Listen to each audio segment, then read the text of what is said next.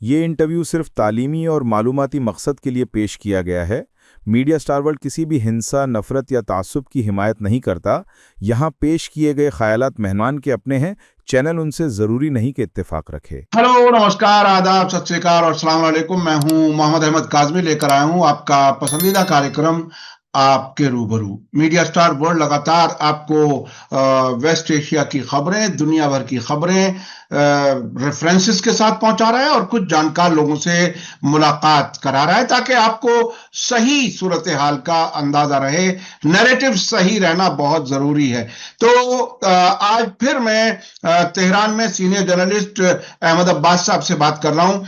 کچھ دن پہلے وہ بھارت کے وزٹ پر آئے تھے اپنے گھر چھٹیوں کے سلسلے میں، اور اسٹوڈیو میں ہماری ملاقات ہوئی تھی، آپ کو یاد ہوگا، آپ لوگوں نے کافی پسند کیا۔ اس کے علاوہ بھی تہران سے ہم اکثر ان سے بات کرتے ہیں اور بہت ہی گہرائی سے ان کے پاس انفارمیشن ہوتی ہے۔ آج ہم احمد عباس صاحب سے یہ جاننا چاہیں گے کہ اسرائیل کے پرائم منسٹر نیتن یاہو کا جو امریکہ دورہ ہے، جو تقریباً ابھی تک ہے، وہ 31 جنوری یعنی نئے سال کی ایو جسے کہتے ہیں انگریزی میں، اس میں وہ ٹرمپ کے ساتھ تھے، اور ایک بہت ہی دلچسپ سرخی لگائی ہے ٹائمز آف اسرائیل نے۔ ایک جب لڑکے لڑکی کے درمیان رنگ سیریمنی ہوتی ہے، رشتہ ہوتا ہے، تو انہوں نے رنگ کا استعمال کیا ہے نئے سال پر۔ ایسا لگا جیسے کسی ایک نے دوسرے کو رنگ پہنائی ہے، تو وہ رشتے نزدیک ہونے کا اشارہ بھی ہے۔ تو کیا کچھ ہے تہران میں نیتن یاہو اور ٹرمپ کی ملاقات کو کیسے دیکھا جا رہا ہے؟ وہاں کے میڈیا میں کیا ڈسکشن ہے، ڈیبیٹ ہے؟ وہاں کے ایکسپرٹس کیا کہہ رہے ہیں؟ جنگ کی کتنی امید ہے اور کتنی نہیں ہے؟ ایران کی تیاریوں سے ایک طرح سے امریکہ اور اسرائیل بظاہر خوف زدہ بھی نظر آتے ہیں، لیکن بار بار دھمکیاں بھی دیتے ہیں۔ کیا کچھ ہے یہ سمجھنے کی کوشش کر رہے ہیں تہران سے احمد عباس صاحب سے۔ احمد عباس صاحب، ویلکم ہے آپ کا۔ میڈیا اسٹار ورلڈ کو آپ وقت دے دیتے ہیں، اس کے لیے بہت بہت شکریہ۔ کیا کچھ ہے نیتن یاہو کی ٹرمپ سے ملاقات اور ٹرمپ کی طرف سے ایران کو دھمکی، اور آگے کیا ایران میں کیسے دیکھا جا رہا ہے اس سب کو؟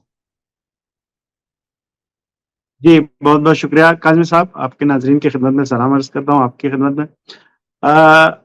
موضوع اہم ہے، اور ایران میں اس دورے کو بہت غور سے اور بہت گہری نظر سے دیکھا جا رہا ہے، اس کا جائزہ لیا جا رہا ہے۔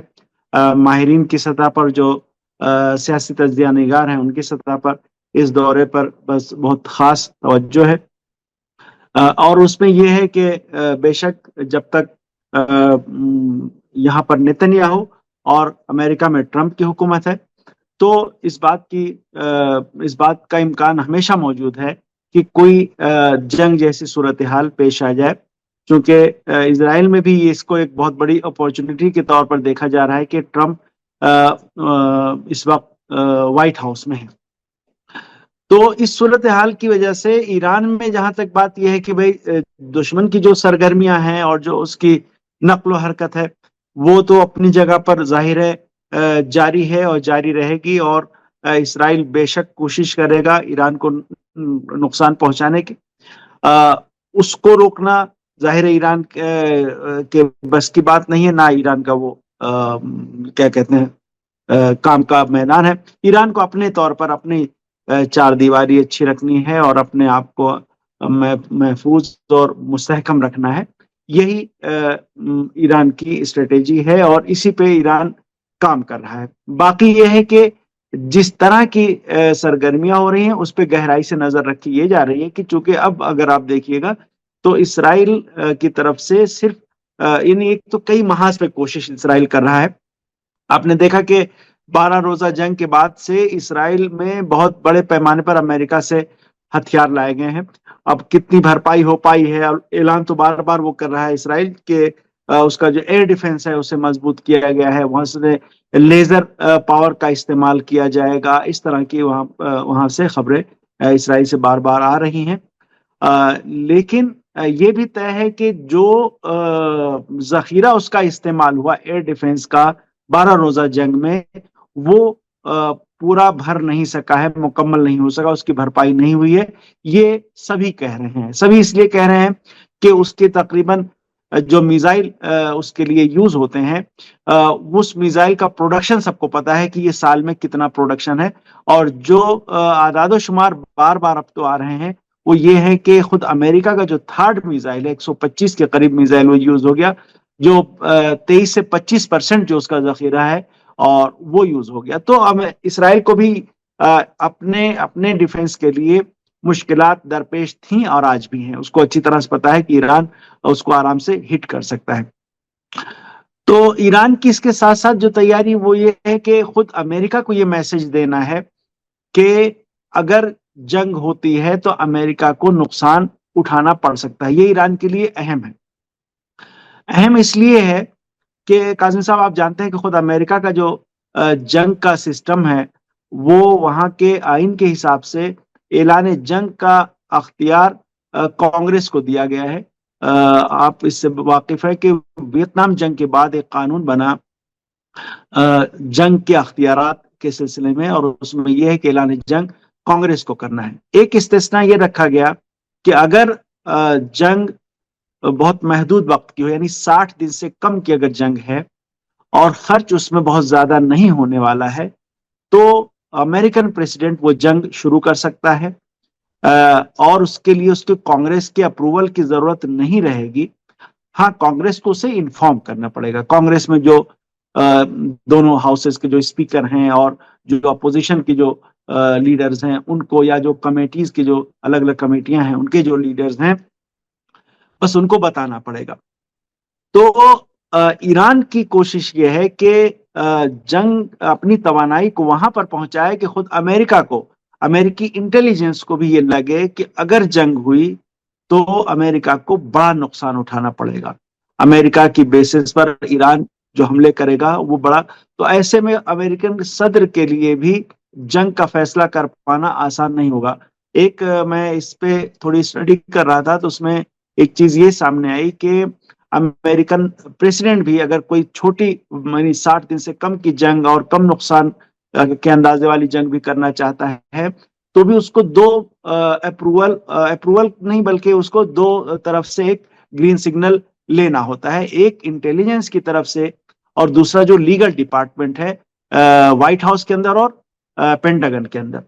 تو اگر یہ موافقت انٹیلیجنس کی طرف سے ہو جاتی ہے کہ ہاں بہت بڑا نقصان نہیں ہوگا، اگر جنگ ہوتی ہے تو جو جوابی حملہ ہوگا بہت بڑا نقصان نہیں ہوگا، تو اگر اس کی طرف سے گرین سگنل ہوتا ہے اس کے بعد جو ہے وہ امریکن پریزیڈنٹ حملے کا آرڈر دیتا ہے، یا پھر لیگل جو ڈپارٹمنٹ ہے اس کا بھی جب ہوتا ہے، دونوں جب گرین سگنل مل جاتے ہیں اس کے بعد وہ آرڈر دیتا ہے۔ بہت دفعہ ایسا ہوتا ہے کہ وہ اگر گرین سگنل نہیں ملا ہے پھر بھی صدر جو ہے وہ جا کے اپنا کارروائی کر دیتا ہے، اس کے پاس وہ پاور ہے، لیکن یہ پروسیس ہے۔ ایران کی کوشش یہ ہے کہ اپنے آپ کو اس پوزیشن میں پہنچانا کہ دشمن کو جو اندازے کی غلطی ہوتی ہے وہ اندازے کی غلطی کرنے سے پہلے 10 دفعہ سوچے، یعنی کوئی ایڈونچر کرنے سے پہلے 10 بار وہ سوچے۔ اس کا ذکر ایران کے میڈیا میں اور ایکسپرٹس جو بات کرتے ہیں اس پہ اگر آپ دیکھیں اس سطح پر تو اچھی طرح سے ہے کہ میسیجنگ ایران کس طرح کی کر رہا ہے۔ ایران کے وزیر خارجہ کا ایک آرٹیکل چھپا ہے گارڈین میں، اور اس میں انہوں نے عباس عراقچی صاحب کو انہوں نے ایک جملہ یہ کہا ہے، انہوں نے یہ جملہ لکھا ہے کہ اگر امریکہ کی بیسز محفوظ رہ گئیں اور تباہ نہیں ہوئی تو صرف اس وجہ سے کہ ایران نے اس کا ارادہ نہیں کیا تھا، ایران نے اس کا فیصلہ نہیں کیا تھا، مقصد اس میں صاف تھا۔ اب وزیر خارجہ ظاہر ہے جب آرٹیکل لکھتے ہیں تو وہ جو ان کا دھمکی بھی ہوتی ہے اس کا انداز ذرا الگ ہوتا ہے، ڈپلومیٹ کا آپ جانتے ہیں کہ کس طرح سے دھمکی دیتے ہیں، مگر یہ جملہ اس میں بہت واضح تھا کہ اگر امریکن بیسز بچی ہیں تو صرف اس وجہ سے کہ ایران نے چاہا نہیں، ورنہ اس حملے کو روکنے کی توانائی کسی کے پاس نہیں تھی۔ تو یہ تصویر ہے اس وقت پورے ریجن کے علاقے کی۔ ایران کے سلسلے میں یہ ہے کہ وہ جنگ کے لیے اپنی تیاری اپنے حساب سے کر رہا ہے، اور یہ سرگرمیاں کئی سطح پر جاری ہیں، کئی طرح کی ہم آہنگی آپ کو علاقے میں بھی نظر آئیں گی علاقائی ملکوں کے ساتھ۔ آپ کو اس موضوع سے تھوڑا سا الگ ہے لیکن ایک نہ ایک ربط اس کا بھی ہے، آپ کو سعودی عرب اور حزب اللہ کے درمیان ایک کسی طرح کی ہم آہنگی نظر آئے گی۔ ہم آہنگی کا مطلب ہے کہ ٹکراؤ نہیں ہو، کم سے کم اس طرح کی ایک انڈرسٹینڈنگ نظر آئے گی، یہ بھی اپنے آپ میں بہت اہم ہے۔ ایک بڑا ڈیولپمنٹ اور یہ ہوا ہے کہ اسرائیل کے ساتھ ساتھ امارات بہت زیادہ ایکٹیو ہے اس وقت، اور اس کی ایکٹیویٹیز زیادہ تر وہ ہیں جو اسرائیل کے فیور میں، اسرائیل کو جو فائدہ پہنچا سکتی ہیں۔ اور اسی سلسلے میں ایک چیز یہ ہوئی کہ ہم نے یمن میں دیکھا کہ سعودی عرب نے امارات کے جہاز پر، امارات کے شپمنٹ پہ حملے کر دیے اور بمباری کر دی، اور یہ اس میں امارات نے اسلحہ پہنچایا تھا یمن۔ تو اور یہ امارات کی جو سرگرمیاں وہ ٹوٹلی اسرائیل کے ساتھ ہیں، اسرائیل کے فیور میں ہیں، اور امارات کو پیچھے ہٹنا پڑا، پیچھے ہٹنے کا اعلان کرنا پڑا یمن میں۔ تو وہاں پر کیا ہو رہا ہے ایکچولی، یمن کی کوشش یہ ہے کہ وہاں پر اس نے ایک پراکسی بنائی ہوئی ہے، اور وہ چاہ رہا ہے، میں اس پر تھوڑا سا بعد میں آؤں گا۔ ابھی جس طرح سے ٹرمپ نے دھمکی دی ایران کو، وہ تو بالکل عجیب قسم کی زبان استعمال کرتے ہیں۔ میں نے سنا ہے کہ وہ پھر تیاری کر رہے ہیں، مجھے امید ہے وہ تیاری نہیں کر رہے ہوں گے، اگر کر رہے ہیں تو ہم بہت بڑا حملہ کریں گے ایران کے خلاف، اس قسم کی دھمکی۔ اس پر پریزیڈنٹ کی طرف سے جواب، مجلس اسپیکر قالیباف کی طرف سے بہت ہی اہم بیان جو کل آیا تھا، تو اس کے معنی ابھی امیڈیٹ جنگ کا خطرہ کس لیول تک محسوس کیا جا رہا ہے؟ یہ تیاریاں، اور آپ نے بہت ہی باریکی سے امریکہ میں جنگ کا فیصلہ کیسے ہوتا ہے وہ آپ نے بتایا، یہ بہت ہی اہم انفارمیشن ہے۔ ابھی امیڈیٹ کوئی ایمرجنسی ہے یا صرف سوچنے سمجھنے دھمکیوں کا ہی دور چل رہا ہے؟ دیکھیے، ایران تو اس کو بہت ہی سنجیدگی سے لے رہا ہے۔ ایران کے اندر کی جو پالیسی اگر آپ اسے دیکھیے گا تو دو حصوں میں اس کو تقسیم کیا گیا ہے۔ ایک تو یہ ہے کہ جو ڈیفنس سے وابستہ جو ادارے ہیں ان کے لیے یہ انسٹرکشنز ہے کہ آپ خطرے کو امیڈیٹ سمجھیے، آپ یہ مان کے نہ چلیے کہ نہیں ہو سکتا ہے کہ حملہ نہ ہو، آپ یہی مان کے چلیے کہ حملہ ہوگا، اور آپ کی تیاری اسی انداز سے ہونی چاہیے۔ یہ آیت اللہ خامنئی اس سے پہلے کمانڈر سے ملاقات میں یہ بات کہہ چکے ہیں، اس پہ تاکید کر چکے ہیں کہ جو ڈیفنس اور سیکیورٹی فورسز ہیں، آرمی، اس کو ہرگز اس انداز سے نہیں سوچنا چاہیے کہ نہیں ہو سکتا حملہ نہ ہو، اس کو پوری طرح سے جنگ کی تیاری۔ باقی جو دوسرے ادارے ہیں ان کے لیے انسٹرکشنز ہیں کہ آپ اس میں نہ رہیے کہ بھئی کہیں جنگ نہ ہو جائے، کہیں آپ کو اپنے کام جو ہے وہ اسی طرح سے انجام دینے ہیں، یعنی آپ کو دراز مدتی منصوبے ان پر کام رکھنا ہے، جو شارٹ ٹرم منصوبے ہیں ان کو دھیان میں رکھنا ہے۔ ایسا نہیں کرنا ہے کہ جو دراز مدتی منصوبے ان کو فی الحال آپ ٹال دیں کہ نہیں اب ذرا جنگ کے حالات ہیں، یہ بات ذرا آگے بڑھ جائے اس کے بعد دیکھتے ہیں۔ تو اس پہ نظر ہے، اور اصل میں ایک نظر اس پر بھی ہے، اور باقاعدہ انسٹرکشنز ہیں آیت اللہ خامنئی کی طرف سے کہ دشمن بھی یہ چاہتا ہے کہ اس طرح کا ماحول بنا رہے کہ نہ جنگ ہے نہ صلح ہے، یعنی نہ تو جنگ شروع ہوئی ہے اور نہ ہی پوری طرح سے امن و امان ہے۔ تو اس سے کیا ہوتا ہے کہ ایک تو نفسیاتی طور پر لوگوں پر دباؤ رہتا ہے، دوسرے منصوبے حکومت کے اور سرگرمیاں متاثر ہوتی۔ تو انہوں نے کہا کہ نہیں، آپ اس پہ دھیان رکھیں، ایسا نہ ہو، آپ سکون سے جو ترقیاتی کام ہیں ان کو آپ انجام دیں، اور جو شارٹ ٹرم یا لانگ ٹرم جو آپ کے منصوبے ہیں ان کو آگے بڑھائیں۔ تو ہم یہ دیکھ رہے ہیں کہ اس پہ کام ہو رہا ہے بہت۔ میں ایک چھوٹا سا اشارہ خالی کروں گا کوریڈورز کے سلسلے میں، جو نارتھ ساؤتھ کوریڈور ہے اس کے سلسلے میں ایران بہت اہم کام کر رہا ہے، بہت تیزی سے اس پہ کام ہو رہا ہے، زمینوں کا ایکوائر کرنا اور ریلوے لائن بچھانا، اور یہ وہ کوریڈور ہے جو رشیا اور ہندوستان کو جوڑ سکتا ہے، جس کے ذریعے سے ٹریڈ میں کافی آسانی ہوگی۔ تو یہ ایک مثال ہے کہ جس میں جو دراز مدتی کام ہے اس پر توجہ ہے۔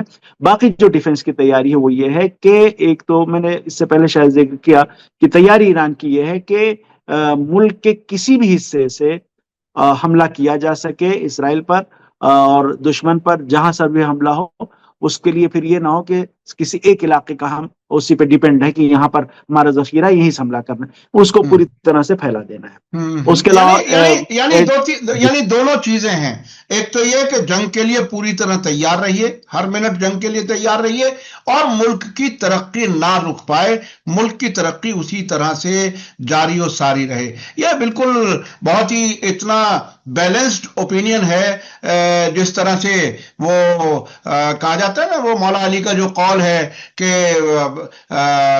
جب عبادت کریں تو بالکل وہ صحیح الفاظ نہیں، لیکن یہ کہ عبادت کریں تو ایسے جیسے ابھی چلا جانا ہے، دنیاوی کام کریں تو ایسے جیسے ہمیشہ ہمیشہ یہاں رہنا ہے. تو تقریباً اسی قسم کا آیت اللہ خامنہئی کا حکومت کو انسٹرکشن ہے. اچھا، ایک جو بیچ میں خبریں آ رہی ہیں، میں بیچ میں تھوڑا سا الگ ہٹ کے بات کر رہا ہوں. یہ جو ابھی پروٹیسٹ کی خبریں آ رہی ہیں ایران میں مہنگائی کے خلاف، وہ کتنی حقیقت ہے، کتنا پروپیگنڈا، کیا کچھ ہے؟ تھوڑا سا بتائیے، کہ چونکہ لوگوں اس طرح کی ویسٹرن، خاص طور پر AFP اس طرح کی خبریں بہت دیتا ہے تہران سے، کیا کچھ ہے؟ جی جی، دیکھیے، جو ایران میں مہنگائی والی جو مہنگائی تو ایران میں ہے، بڑھ رہی ہے، لوگ پریشان بھی ہیں، اس میں بھی کوئی دو رائے نہیں ہے. یہ بھی ہے کہ حکومت کی طرف سے دن رات اس پہ کوشش ہو رہی ہے کہ اس مسئلے کو حل کیا جائے. بلکہ آپ کو یہ بتائیں کہ پچھلے 10-12 سال سے یہ چل رہا ہے کہ آیت اللہ خامنہئی ہر سال کے لیے ایک نعرہ معین کرتے ہیں. جو نوروز سے ایران کا سال شروع ہوتا ہے، اس دن اس نعرے کا اعلان ہوتا ہے. اس سے ایک رات پہلے ایک پیغام آتا ہے، اور اسی پیغام میں خامنہئی صاحب کا پیغام ہوتا ہے، اس میں نعرے کا اعلان کیا جاتا ہے. ہم یہ دیکھ رہے ہیں کہ پچھلے قریب 12-15 سال سے چل رہا ہے. وہ نعرہ ہمیشہ معیشت سے اور اقتصاد سے وابستہ رہتا ہے.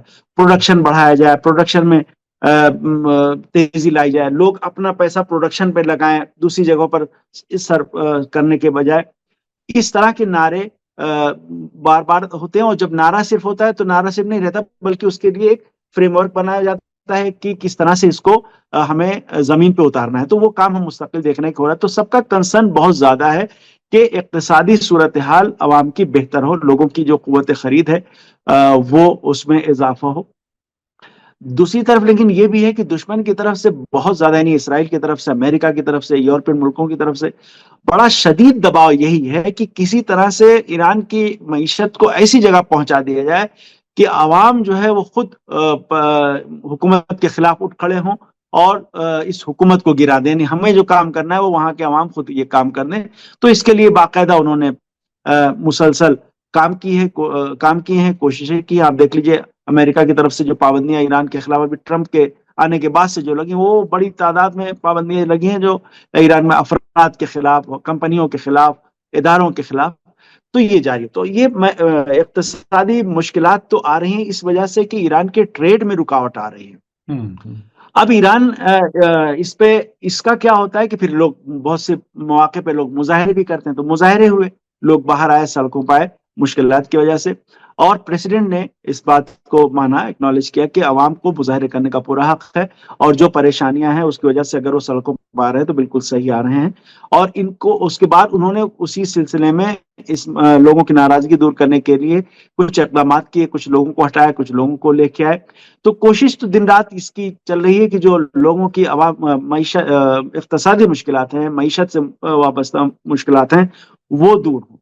مظاہرے بھی ہوئے ہیں، لیکن اگر اس کو یہ کوئی سوچ رہا ہو، ظاہر ہے ایران میں یہی ہوتا ہے کہ مظاہرے تو بہت سارے ملکوں میں ہوتے ہیں، ایران میں جیسے ہی مظاہرے ہوتے ہیں اس کو ویسٹرن میڈیا فوراً یہ رنگ دیتا ہے کہ یہ حکومت کو گرانے کے لیے اور نظام کو، جو اسلامک ریپبلک سسٹم ہے، اس کو گرانے کے لیے مظاہرے ہو رہا ہے. مظاہرے مثال کے طور پر کسی ہو سکتا ہے کہ جو لوگ ریٹائرڈ ہیں ان اپنی پینشن میں بڑھوانے کے لیے وہ مظاہرے کر رہے ہوں، وہ بھی اس کو اسی طرح سے چھوڑ دے. بلکہ حد یہ ہے کہ جو ویسٹرن میڈیا ہے، ایران میں کم بارش ہو رہی تھی، اس کو بھی اس کا بہانہ بنا رہے تھے کہ بارش کی جو کمی ہے وہ آپ نے دیکھا ہوگا. نیتن یاہو جو پانی لے کے ایک گلاس پانی لے کے وہ کیمرے کے سامنے آ گئے تھے اور یہ کہہ رہے تھے کہ ایران کے پاس یہ پانی کی مشکل ہے. خیر یہ ہوا اتفاق سے کہ اس سال جو بارش ہوئی ہے اس میں، یعنی برف باری جو ہوئی ہے، پچھلے قریب 40-50 سال کا ریکارڈ ٹوٹ گیا ہے. وہ اتنی زبردست برف باری ہوئی ہے. تہران میں تو کم، لیکن باقی پورے ملک میں بہت زیادہ برف باری ہوئی ہے.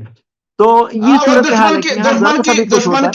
دشمن کی خواہش یہ ہے کہ کسی بھی طرح سے عوام کھڑے ہوں، پروٹیسٹ کریں، تو اس کے نتیجے میں سرکار گر جائے کسی طرح سے، آیت اللہ خامنہئی اور حکومت، یہ سب نظام کسی طرح سے گر جائے. بہرحال یہ بیچ میں نے اس لیے ذکر کیا کہ اس وقت وہ خبریں آ رہی ہیں اور لوگ سوال بھی کر رہے ہیں ہم سے سوشل میڈیا پر.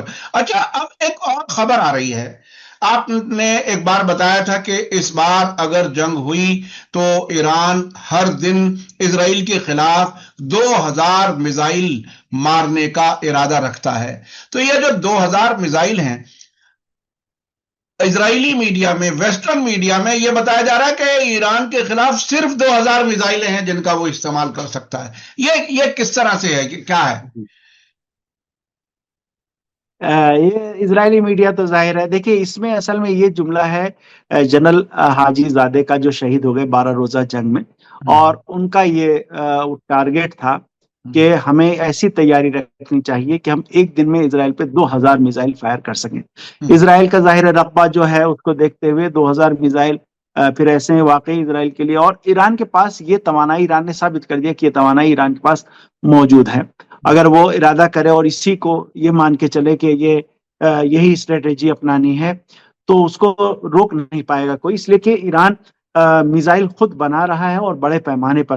آپ نے دیکھا کہ ایران کی میزائل سٹیز بنے ہوئے ہیں بڑے بڑے، جس میں بڑی تعداد میں میزائل تیار رکھتے ہیں. جو سالڈ فیول والے جو میزائل ہیں وہ تو اس میں تو ایندھن بھی بھرا ہوا رہتا ہے، اس کے ساتھ موجود رہتا ہے، اور صرف فائر کرنا ہوتا ہے اور اس میں بہت کم ٹائم لگتا ہے. جس میں فیول بھرنا ہوتا ہے، کروز میزائل یا دوسرے جو میزائل جس میں لکوڈ فیول یوز ہوتا ہے، اس کو بھی 45 منٹ سے 2 گھنٹے لگتے ہیں ایک میزائل کو تیار کرنے میں. تو بڑی تعداد ہے اس میں کام کرنے والوں کی، اور وہ تیار کر کے فائر کرنا ان کے لیے کوئی بڑی بات نہیں ہے. تو 2000 میزائل کی جو بات ہے، دیکھیے ایک بات میں آپ کو بتاؤں، اسرائیلی میڈیا جو یہ کہہ رہا ہے کہ 2000 میزائل ہیں، بیلسٹک میزائل، اسرائیلی میڈیا کو اگر آپ پیچھے جائیے گا تو آپ کو یہ پتہ چلے گا کہ خود حزب اللہ کے سلسلے میں بات کرتے ہیں کہ اس طرح کی کوئی تعداد دیتے ہیں کہ جس کے پاس اتنے میزائل ہیں خود حزب اللہ کے بارے میں. لیکن جو اندازے ہیں اصل میں لوگوں کو وہ ہے 60,000 میزائل کے. حزب اللہ کے پاس جو میزائل ہے، تو الگ الگ طرح کے جو میزائل ہیں ان میں 60,000 کی تعداد رہتی ہے. ایران کے میزائلوں کی تعداد اس طرح سے وہ اس کو معین کرنا، مجھے لگتا ہے وہ خالی ایک نفسیاتی حربہ ہے، اور اس کا کچھ کوئی وہ نہیں ہے، اس کی کوئی حیثیت نہیں ہے اس طرح کی تعداد شمار کرنے کی. ایران کے پاس میزائل اچھی طرح سے. اسی کے ساتھ ابھی 3 دن پہلے ٹائمز آف اسرائیل نے ایک انالیسس دیا کہ اگر جنگ شروع ہوئی تو اسرائیل کے خلاف ایئر ڈیفنس سسٹم کم پڑ سکتے ہیں. وہ اسرائیلی ایکسپرٹس نے ٹائمز آف اسرائیل کو باقاعدہ بتایا کہ ہم اس میں ابھی کمزور ہیں، اس کو پورا کرنا ذرا مشکل ہے اگر اس وقت جنگ چھڑ گئی. اچھا، اب میں واپس آنا چاہتا ہوں علاقائی سیاست پر. یمن میں جو کچھ ہو رہا ہے، سعودی اور یو اے ای کا ٹکراؤ اور ملک کو توڑنے کی تیاری، جس میں ایران کے فارن منسٹر نے بھی کہا ہے کہ اس کی نیشنل انٹیگریٹی اور ٹیریٹوریل انٹیگریٹی جو ہے وہ باقی رکھنے کی ضرورت ہے. اس بیچ میں ایک بیان آیا بہت ہی دلچسپ، جو اس کو میڈیا میں زیادہ جگہ نہیں ملی. ایک ٹیلی گرام چینل پر میں نے وہ دیکھا، نام کے ساتھ ایک سعودی کوئی ریٹائرڈ فوجی افسر ہے جس نے یہ کہا کہ یو اے ای اس پورے علاقے کے عرب ملکوں کو کمزور کرنے کے اسرائیلی ایجنڈے پر کام کر رہا ہے. یعنی وہ ان کا کہنا یہ ہے کہ وہ سعودی عرب کے خلاف بھی کام کر رہا ہے یو اے ای، اور دوسرے عرب ملکوں کو بھی کمزور کرنا چاہتا ہے. یہ کیا کچھ ہے؟ کیا غزہ میں جو کچھ جنگ ہوئی اس کے بعد جو گریٹر اسرائیل کا نقشے پر بھی بات ہوئی، کیا اس گریٹر اسرائیل کے نقشے پر کچھ جلدی تیاری ہے؟ اسرائیل یو اے ای کا استعمال کرتے ہوئے اس طرف تیزی سے آگے بڑھنا چاہتا ہے چونکہ اس کو وجود کا خطرہ نظر آ رہا ہے. کیا لگتا ہے، کیسے ہے؟ دیکھیے یو اے ای کی اگر بات کی جائے، 2 ملکوں کے بارے میں بات یہ کی جاتی ہے کہ یہ اپنا ان کا جتنا جو ان کا سائز ہے، ان کی جو ہے وہ ان کے بیان اور ان کی سرگرمیاں اس سے کئی گنا زیادہ ہوتی ہیں. اس میں ایک ہے قطر اور دوسرا یو اے ای. یو اے ای کی جو سرگرمیاں ہیں وہ بڑی تکلیف دہ ہو گئی ہیں، تکلیف دہ، اور کئی ملکوں کے لیے. آپ سوڈان میں دیکھ لیجئے، سوڈان میں یو اے ای کا رول بے حد خراب ہے. اگر آپ سوڈان کے لوگوں کے تاثرات دیکھیے گا تو آپ کو اندازہ ہوگا کہ جیسے کوئی استعماری ملک، کوئی کالونیل پاور ہوتی ہے، اور اس کے خلاف مقامی لوگوں میں جو غم و غصہ ہوتا ہے، جس طرح کے تاثرات، وہی تاثرات یو اے ای کے بارے میں آج سوڈان کے لوگوں کے میں ہیں. ہم یمن میں دیکھ رہے ہیں کہ یمن میں یو اے ای نے کیا کیا. یو اے ای کی صورتحال ایسی ہوگی جہاں پتہ چلا کچھ پارٹیز میں کوئی آپسی ٹکراؤ، وہ فوراً جا کے لیبیا کا معاملہ جو ہے، لیبیا کا معاملہ اگر آج تک حل نہیں ہو پایا رہا ہے، آپ لیبیا جا چکے ہیں، 2 حصوں میں بٹ چکا ہے، اس میں ایک بڑی بنیادی جو ہے اس میں وجہ یو اے ای ہے، اور ہفتر کو، جنرل ہفتر کو جو انہوں نے ایک سپورٹ کر کے اور ایک طاقت بنا دیا ہے، اس کی ایک بڑی وجہ یہ ہے کہ جو حل نہیں ہو پا رہا ہے. تو یو اے ای کی اس طرح کی سرگرمیاں ہیں.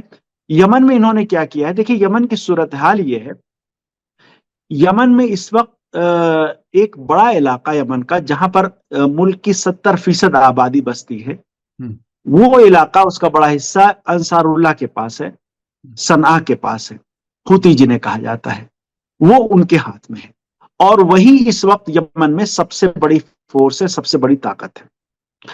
اس کے علاوہ پھر 3 فورسز اور ہیں. ایک فورس وہ ہے جسے یو اے ای سپورٹ کر رہا ہے، وہاں انتقالی کچھ اس طرح کا ان کو کہا جاتا ہے، یو اے ای سپورٹ کرتا ہے، ان کو اسلحہ پہنچاتا ہے. ایک وہ حصہ ہے جسے سعودی عرب سپورٹ کر رہا ہے. یہ انصار اللہ والے سے باہر ہے. انصار اللہ کا جو اپنا علاقہ ہے، جو ریجن ہے، وہاں پر وہ کسی کا کوئی عمل دخل نہیں، وہ بہت مضبوطی کے ساتھ موجود ہے.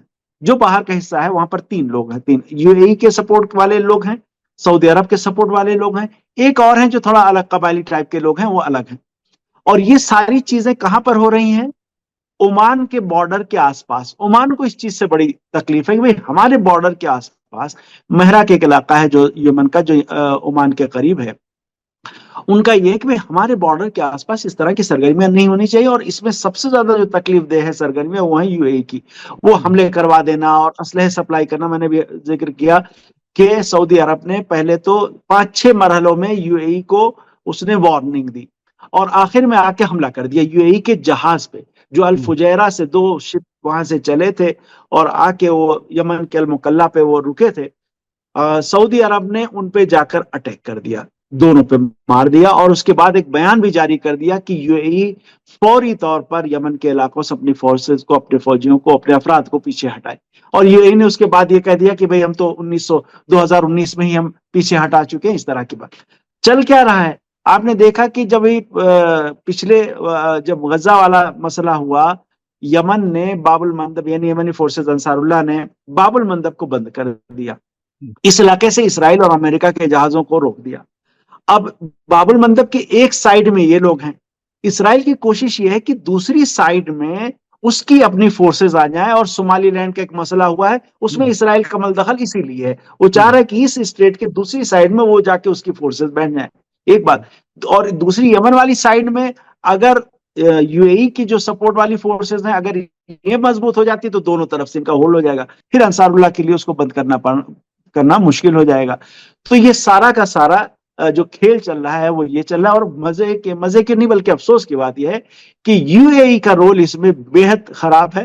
اور وہ اسرائیل کے، وہ آپ نے جو حوالہ دیا سعودی عہدیدار کا، اصل میں سعودی عرب کا بالکل کھل کے بیان آ رہا ہے، یو اے ای کے خلاف بہت سخت بیان آ رہے ہیں کہ اس کی جو سرگرمیاں وہ کس طرح کی ہیں. اور وہ ایکچولی اس طرح کی سرگرمیاں ہیں کہ سعودی عرب کو جو اعتراض ہوا ہے وہ یہ کہ یو اے ای کی وجہ سے اسرائیل سعودی عرب کے بارڈر کے قریب پہنچ رہا ہے. سعودی عرب کو زیادہ تکلیف پریشانی اس بات سے ہو رہی ہے کہ یو اے ای یہ کام کر کے ہمارے بارڈر کے قریب اسرائیلی فورسز کو لا رہا ہے، جو کبھی نہ کبھی ہمارے لیے مشکلات پیدا کر سکتے ہیں. آپ دیکھیں سعودی عرب اور یو اے ای میں، سعودی عرب اور اسرائیل میں آپسی تعلقات بھی ہیں اور رابطہ بہت پرانا ہے، لیکن ایک دوسرے پر بھروسہ بھی نہیں ہے، یہ بھی اچھی طرح سے واضح ہے. تو یہ صورتحال سامنے ہے، اس میں یو اے ای کا رول بڑا خراب ہے. اور ہم یہ دیکھ رہے ہیں کہ یو اے ای اور سعودی عرب ٹکرا گیا. البتہ یو اے ای فوراً پیچھے ہٹ گیا، فوراً اس نے بیان بھی دیا کہ ہم پیچھے ہٹ رہے ہیں اور افراد ہم پہلے ہی نکال چکے ہیں. اور بہت ہی دلچسپ بات یہ ہے کہ 2015 میں سعودی عرب اور یو اے ای دونوں نے کچھ اپنے دوستوں کے ساتھ مل کر کے ایک کولیشن بنائی تھی جس نے یمن کے خلاف، حوثیوں کے خلاف جنگ شروع کی تھی. اس وقت یہ دونوں ایک ساتھ تھے.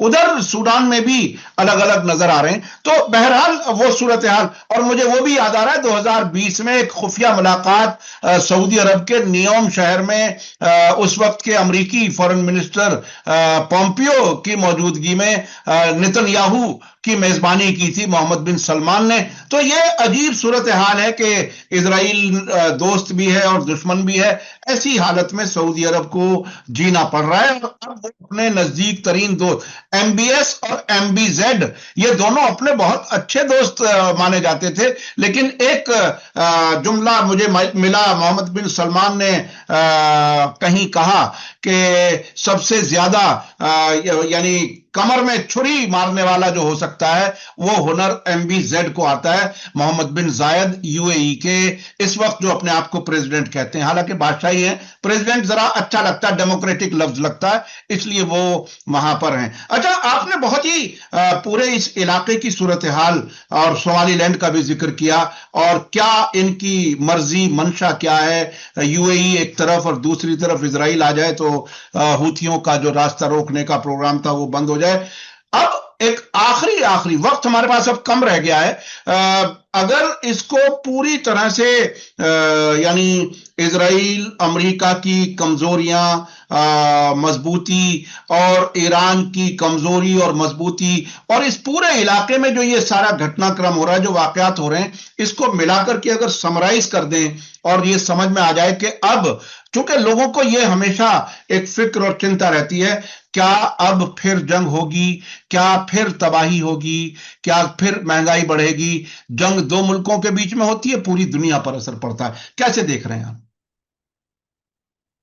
देखिए, सूरत हाल जो है वो ये है कि जब तक इस इलाके में अमेरिका की बेसेस मौजूद हैं, इजराइल अपने मंसूबों के साथ मौजूद है, ये तो तय है कि मुश्किलात होती रहेंगी, बढ़ती रहेंगी।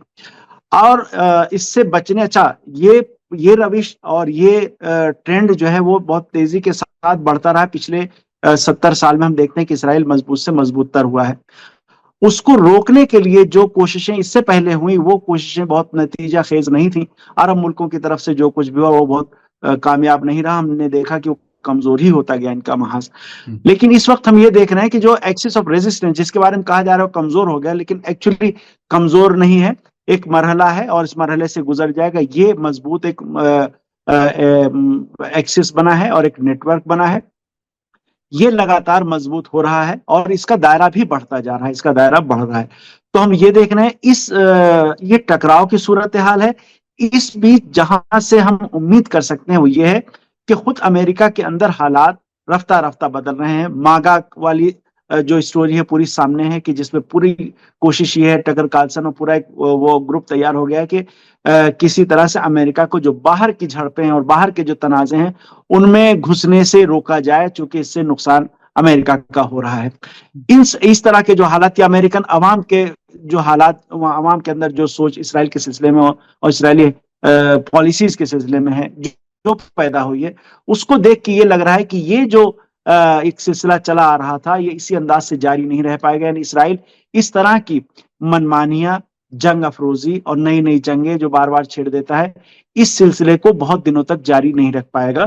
तो ये एक लेकिन लंबी लड़ाई है और लंबी लड़ाई इसको लड़ना है। इसमें यह है कि इलाके के जो ममालिक हैं, इलाके में जो फोर्सेस हैं, वो अपनी जगह मजबूत रहें, मजबूती के साथ अपने एजेंडे पर कायम रहें। नतीजा मिलेगा, यह है कि थोड़ा वक्त लगेगा, बीच में टकराव होंगे, जंगें हो जाएंगी, 12 रोजा 50 रोजा इस तरह के टकराव आएंगे, मगर यह है कि इसको कायम रहना है। अगर नेटवर्क इसी तरह से काम करता रहेगा तो उसे नतीजा मिलेगा और कामयाब।